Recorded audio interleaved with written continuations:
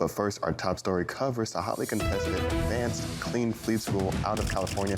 John Kingston is here to join us and talk about the challenging rule if it could be pulled back. John Kingston, thanks for joining us this morning. Thank you very much.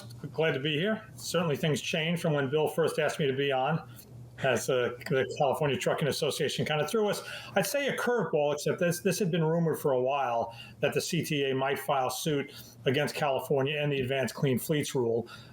It actually, the ACF recently completed a kind of a final step it had to get past in the California rulemaking process, which it did, and I'm guessing they were waiting for that to happen before this suit was filed. So they filed the suit essentially on questions of federalism, on the idea that California has overreached its authority. California does have sort of extra authority to make changes in its environmental regulations as long as they get a waiver from the EPA. They did not get a waiver for advanced clean fleets. They have not even requested a waiver. It's their view that they don't need it. They did have a waiver granted for the advanced clean trucks rule, which is kind of like the sister legislation to advanced clean fleets. So, you know, the arguments made by the California Trucking Association are kind of what you would expect, that they have overreached their state authority, that they are preempted by certain federal rules.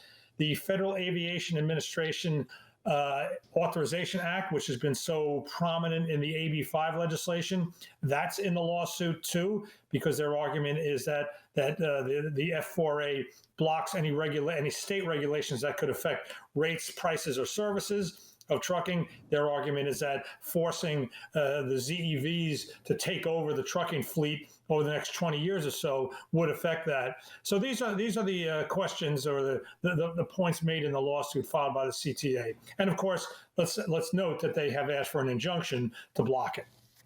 So, John, of course, this begs the question, what are those subtle differences that exist between the Advanced Clean Fleets rule, which doesn't have that EPA waiver, and the Advanced Clean Trucks rule, which does has the EPA waiver? And I believe the baseline of those regulations start January 1st of this upcoming year, so in just about 2-ish months. Where do those subtle differences exist, and are they small enough for maybe a court to come back and say, okay, you know what, this EPA waiver can actually cover both rules? CTA, I'm sorry, but your case is null and void. No, I don't think they would do that. I mean, they are very different rules. As far as why CARB interpreted their standing as not needing a waiver for advanced clean fleets, but needing a waiver for advanced clean trucks, I really don't know. But remember, advanced clean trucks is a regulation that falls on the OEMs, the people who make the trucks, and what they have to make and sell into California. The advanced clean fleets is a rule that goes on truck owners, on fleets. If you're over a certain size fleet, you have to transition to a ZEV on a schedule called milestones. There's a more pressing rule is that you cannot put a internal combustion engine into a new entrant into the state's drayage registry after January 1st. So this is very real. We're talking about 2.5 months away. So as far as why CARB never applied for the rule, never applied for a waiver for advanced clean fleets, I am assuming that you will see that as the why in their response to this lawsuit, whenever that's going to be filed, then we can kind of hash that out right now. But I don't think I need to be a lawyer to know that a court would not go in and say, well, the advanced clean trucks waiver, now we're just going to extend it to advanced clean fleets. Their goals are the same, but they're actually very different. And John, can you dive into some of their key legal points for CTA and then also the timeline for response from CARB? Well, the points that made by the CTA are kind of what I said, that yes, the state does have kind of a special standing within the EPA, but that they need a waiver, and they didn't get the waiver. That the F4A, in the same way that the CTA so far has unsuccessfully argued, the CTA should block AB5 because it affects rates, prices, and services, that forcing the entire industry to go to ZEVs will do the same thing. There's also a complaint in there about due process. I'm trying to remember the other points in made, but they're all pretty much the idea that the state does not have the authority that it thinks it does. I mean, if I had to sum up their arguments in one sentence, that's what I would say. That you think you're hot stuff, and you think you got all this power, but you don't. I mean, that really is the argument in a nutshell. So, John, of course, we always talk about California as being kind of the example setter for some of these other states, and there's a couple who might follow along on making their own clean fleet rules of their own. Is this going to maybe put a pause on any of those states looking to either draft or enact some of their own clean fleet rules and say, okay, maybe we got to watch and see how this plays out before we take a next big step to avoid a lawsuit in our case? Well, there is a case in the federal district court in the District of Columbia over the waiver granted to advanced clean trucks. And several groups of states, basically red and blue, have filed Friends of the Court brief in those.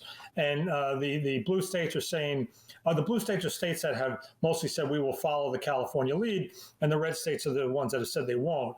And so the argument there is whether a state can just do that, whether the state, in essence, can turn over their decision-making process to California. I did want to emphasize, under the Clean Air Act passed back in the 60s, California does have special standing when it comes to setting its own emission standards, because just of the very nature of California, with Los Angeles sitting down in a valley and the smog would come in, you couldn't even see the Hollywood sign before a lot of these changes in emissions. But they can't do it on their own. They have to get these waivers. And as people in California have pointed out, every time they've asked for a waiver, they've gotten it. So why they decided not to go for a waiver on advanced clean fleets, I do not know. But as I said, I'm looking forward to reading their response to Anthony's earlier question about a timeline. I'm not really sure, but they're going to have to respond, I guess, within the next few months. And of course, John, while we have you here, I have to ask, what is some of the latest news coming out of the oil markets? Kind of dead right now. I mean, diesel shot up in the wake of the Israeli-Hamas conflict. Then it kind of came back down a little bit. It's still down. The one thing I would say is that right now making gasoline for a refiner is a really losing bet.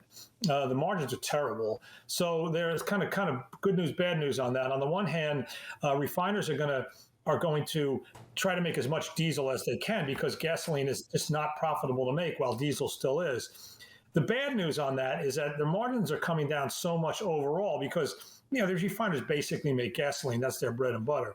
That maybe they'll start to cut runs, and that would cut the production of diesel too, as we're going into winter, as we're going in with low inventories. So I can imagine kind of maybe a spurt in diesel supplies as refiners move over to making more diesel and less gasoline. And then maybe if margins don't get better, you could start to see some cuts. And this is not the time of year you want to see run cuts. Yeah, absolutely. John, thank you for covering both of these topics for us. And of course, we will keep a close eye on the situation with the CTA and the Advanced Clean Fleets rule. And we will talk to you soon. Thank you.